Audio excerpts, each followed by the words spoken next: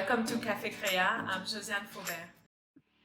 Hi, Denise. Welcome to my first episode of Café Créa, a series of conversation with creatives. I'm just going to introduce you quickly. So I met Denise a few years ago while I was living in Washington, D.C. We met through mutual friends. And since then, we connected. We connected around art, creativity, and we supported each other each time we could. And at that time, I was starting Pisha, and you offered to design Pisha's logo. So Pisha is my agency. It's a marketplace of Afrocentric visual content. And when you go to Pisha's webpage or Facebook or Instagram and you see that logo, think about Denise, because she's the creative. She's the amazing creative who designed it, and I'm really, really proud of it. I love it to heart, and it means so much to me. Since then, I've moved to Washington State, to Seattle, and you are now living in Connecticut with your family. Right. And you started this company called Friendly Fire Paper. So I'm going to give it to you now.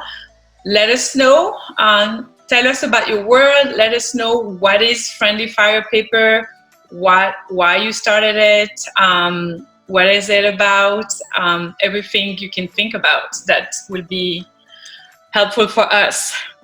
Okay, so thank you, Josiane, for having me. I'm excited to be the first guest.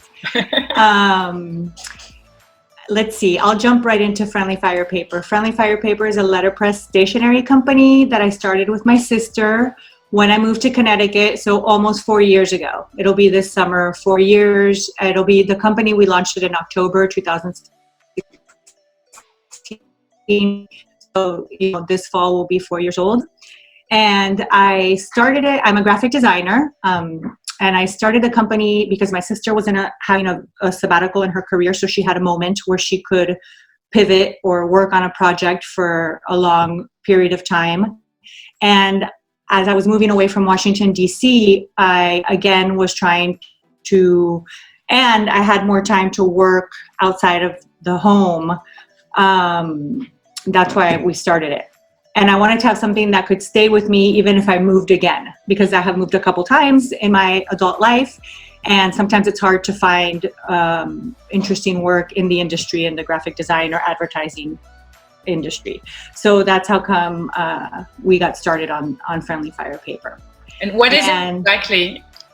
So we design and sell greeting cards. And our biggest market, about 85% of our market is wholesale. Mm-hmm. So we sell to boutiques and to stores, and then we also sell direct to customer, and it's one of the things that we're focusing on right now, actually, but we'll get to that later. But we did start the company and went directly to wholesale, and what that meant was that we went to New York City the first 2 years and attended the stationery show, which is a business to business show to sell greeting cards and paper mm-hmm. products. And that's how we started to get, to find our customers. So it was very bold from you and your sister to design. It was very bold, and to be when studies tend to say that people don't send cards anymore.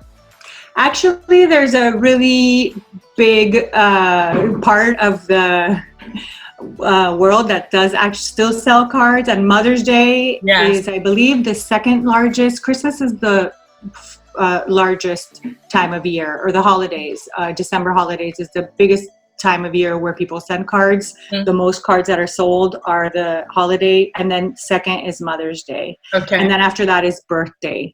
So there is actually a pretty big market for that. I don't have exact numbers off the top of my head, but I know that, there's a lot of businesses like my own. I do letterpress, which is like artisanal way of printing. Yes, a letterpress printer, the last one that they made was in 1960. Mm. We used to outsource. Our first 2 years, we outsourced all of our printing to other letterpress printers. while we purchased one, and I learned how to do the printing myself. Wow. So for the past year now. Everything is in-house now, unless we get there's certain cards that do big quantity of sales can get outsourced and keep still interesting margins for us, right? Because we can print higher quantities.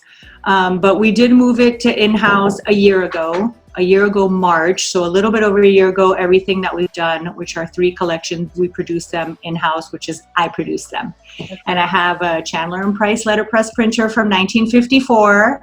Wow. And so it makes we print quantity 200 of a design at a time right now. That's the size of company that we're at. Mm-hmm. Hopefully one day we're having to buy another printer that can print bigger quantities at a time, but we're not there yet. Baby steps. Take custom orders? We just recently, so this year, last year was the first year where we printed in-house all of our designs, and so we were focused mainly on making sure that we had our processes in place. One thing I wanted to say about, you were saying it was bold to start the business, and even though there's a big market for stationery, what we didn't know at the time was that really the way to start this type of business is that you go to markets and you sell at markets first, and you do direct to consumer selling. Wow. And as you get to know your line, then you start, and you be able to produce enough to be able to sell to the wholesale market, because it's different margins, different quantities of things that you have to produce. You have to have a big catalog, etc. So we didn't know that. We learned it kind of backwards. I was able to, luckily, about 3 months before we launched to wholesale, I came across a group. It's called Proof to Product. Her name is Katie Hunt, and she runs this group which teaches you all about wholesale. And she works specifically with a lot of people in the stationery world. She now has a new thing where she works with all kinds of product-based businesses, not just stationery, but it's like a coaching. And I found this group, and they basically were able to help us learn fast and quickly about, okay, you're going to wholesale, this is how you're supposed to do it, these are the industry things, so sometimes you just have to get started. If you wait to know everything, forget it. You'll never be ready. And then you learn as you go, which is what we've been doing. It's my experience with Fisha. It's just like by meeting other people in your industry, they teach you. Of course. And then also it's your turn to do it to the next person that comes behind you. But you have to, you need to have started to be able to. You need to have started. Yes. Yeah, if you're afraid of making mistakes or not knowing what to do, then it can almost paralyze you to never get off the ground. That's so true. Yeah, I'm glad that we did, and I enjoy it. And the paper industry is very we're connected. We help each other. We share vendor information. We share about experiences with retailers. It's been pretty welcoming. There's a demographic that resembles, not everyone, but some people, kind of like what I did, working in design, and then life circumstances or needing to pivot for different reasons made people go into the stationery business. But I really love it. I love working with my hands. I love, it's flexibility you get also. Well, especially to move around a lot. I mean, I get to take it with me. That's for sure. There's a schedule, obviously, especially because we're wholesale. So there's like a schedule of when people are buying things. Yes.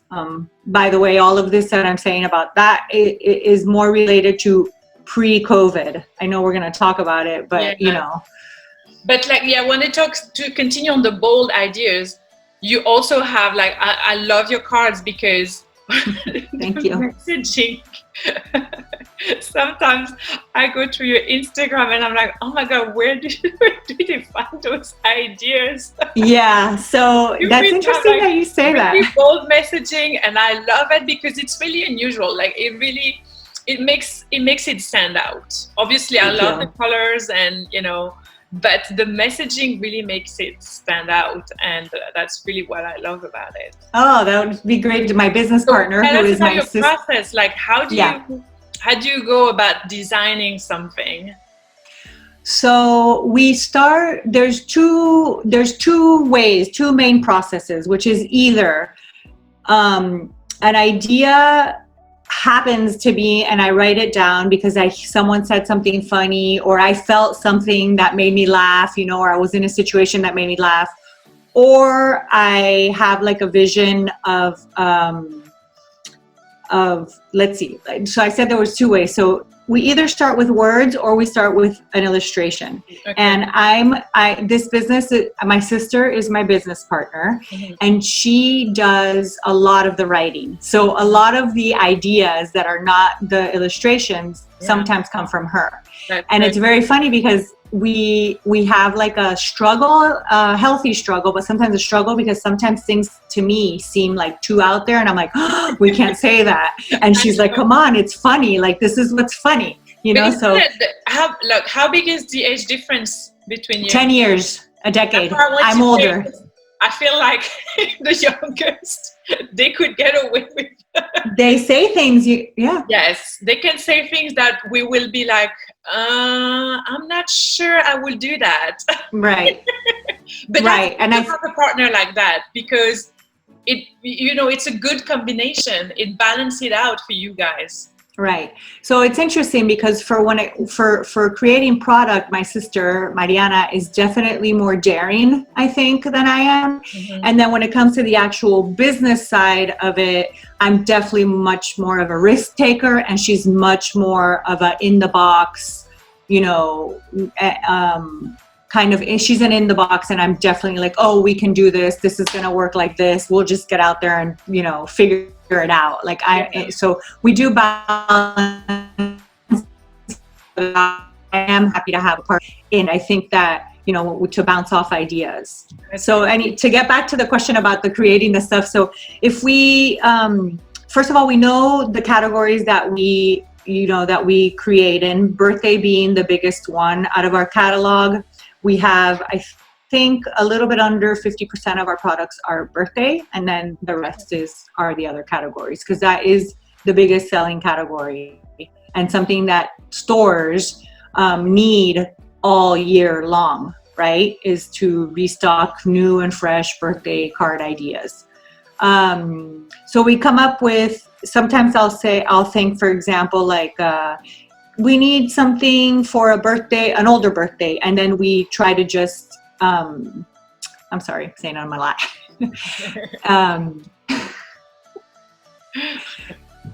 Come up with different versions of the same, like older birthday categories, and then that's how she'll give me like a Word document with a lot of ideas, and then I'll start drawing them out. Because you also work remotely. You're in Connecticut. And she's in Colorado. Yes. So a lot of Zoom weekly, sometimes twice a week. Text message, Slack, like we use we're on different time zones also. So, but it works out. It's been we're gonna be 4 this year, and it's been doing well. We've been growing. So it's good. And let's talk about the current situation right now. How has COVID affected your business, even your mental health? Like, just wanted to work? I feel like some days, I work from home all the time, so I have no excuse. COVID or no COVID, well, I have work to do, but I feel like some days I just don't want to work. I just feel like so anxious with the current situation that I'm like, ugh. So how is it for you? I feel you. So for some people it's been positive because they are at home, so some people have more time. Some people have less time because they also have children. How has that worked for you? So I would say that I've had a little bit of both. We are here in Connecticut about 6 weeks into quarantining or social distancing. And like you, I work from home, which you would think is okay, then everything is normal. But my husband and my children are home now too. And so there's a couple things. It's getting used to having a house full of people. There's also like that ambient stress of the uncertainty. We don't know when it's going to end. We are worried for our health, the health of others. We're worried for, as in my business, for Friendly Fire Paper, our business came, you know, like I mentioned earlier, we're mainly wholesale. So about 90% of our income or 85% of our income comes from wholesale orders. And right when social distancing started for us, which is mid-March, is a time when generally we have a lot of orders coming in because the spring events, Mother's Day, Father's Day, graduation are big. And that's when stores generally are placing a lot of orders. So we went from already a slow start to quarter one of 2020, only because I think that already in February, even if it wasn't like vocalized in the shows and in the markets, you could sense that people were being more cautious, buying less, not placing as big of orders. But in mid-March, it went from, you know, getting a few orders every week to getting nothing for like 2 or 3 weeks. And really what we decided to do at the very beginning, Friendly Fire Paper, was, okay, right now we will halt the production of new products to wait. Generally in May, we have our biggest release. We decided, okay, we're going to slow down and say we're not going to work on releasing new products just to hang on to our cash flow. And the first 2 weeks, we really focused our energy on helping our retailers. And the way that we could do that was on social media, reposting their Instagrams, using our social media account to highlight all of our retailers and asking people, please support our retailers. If they're in your community, please buy from them. Because for us, we want our stores to be able to place orders with us again. Yeah. You know, we sell direct to consumer on our website, but that's not like our business model. Love is the relationships that we have with our stores. And we want that to continue. And like you said, the stress also makes it that maybe I wasn't feeling as creative, you know, and what, you know, so the thing that I could do was help other people, which is something that I think works truly well when you're having a hard time. Is things are tough, help someone, and all of a sudden you feel better, even if things are still tough, right? Yeah. And by helping someone, you saw that actually ordered some cards about the 18 million thanks. Can you tell us a little bit about that? Yes. So the 18 million thanks is a campaign that was spearheaded by the owners of Good Juju Inc. It's another stationery company. They're based in California, and we know them through the industry. And they are the ones who led this project and invited myself and I believe 11 other women-owned small businesses in the stationery to launch this campaign that with the sole purpose of sending thank you notes to the 18 million plus healthcare workers in the United States. And the thing about this campaign that I think is so helpful is, number one, anybody can participate in it. Like, you don't have to purchase anything. You do need a stamp and a card, but you can make a card and then you get a stamp.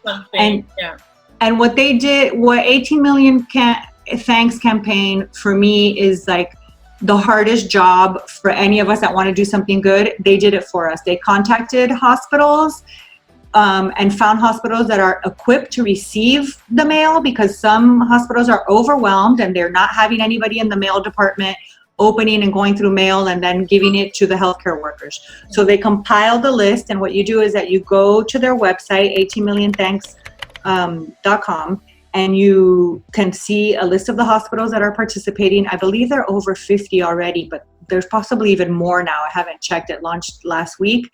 And they give you the address where to send the letter. And then that's where you can see also the card makers that are participating in the campaign, like myself and the 12 other companies, that some of them have created artwork or stationery that is with this campaign in mind. So the idea to thank a healthcare worker. the bonus of that also is that it helps the USPS stay in business as well, and they are also struggling during this time. So there's a lot of wins. Yeah, there's a lot of wins. If you guys want to be part of it, it's a way of, obviously saying thank you to the health workers, but it's also a way of, supporting small businesses. I know that's not a lot for you, but it's still, helping small businesses to stay alive and to encourage them also to stay creative with those cards. And, we can extend it. It doesn't have to be to health workers only. We can send it to our teachers. We can send it to the groceries helpers. We can do so much more with it. So I'm for it. If you want to buy more cards, please, I will share the links, obviously. But that's something and the truth, I definitely encourage people to do. To add to that also, the truth is, I mean, if you think about it, it's very, very exciting and touching to make a connection through a handwritten note. I personally, and this is why we went into the business, is I love snail mail. Like, I send cards and letters to people all throughout the year. I love getting a card. Like, there's nothing better than walking to my mailbox and the surprise of a little, rectangle that you're like with your name handwritten on the outside. It's just still remains very exciting, and I think especially now where we miss our friends, miss our daily routines of going places and interacting with people, I think it's even like more needed. That's good. That's great. I'm glad we were able to talk and discover a little bit more about Friendly Fire paper, your creativity, and how you balance life anyway in general. Thank you so much, Denise. Thank you for your time. I will add a few links for people to check it out and hopefully support small women-owned businesses. That's always a plus. Thank you so much for what you're doing. I really enjoy your Instagram feed. Your cards are amazing. Thank you. Everything you do is amazing. So we just hope that this pandemic will be a nightmare very soon, because I just something in the past. Yes, I know. In the past. So thanks to everyone for watching this first episode. I'll definitely share a few links, and before you go, don't forget to share. Thank you. Thanks for tuning in, and don't forget to share on your social media, LinkedIn, Twitter, Instagram, you name it. Thanks.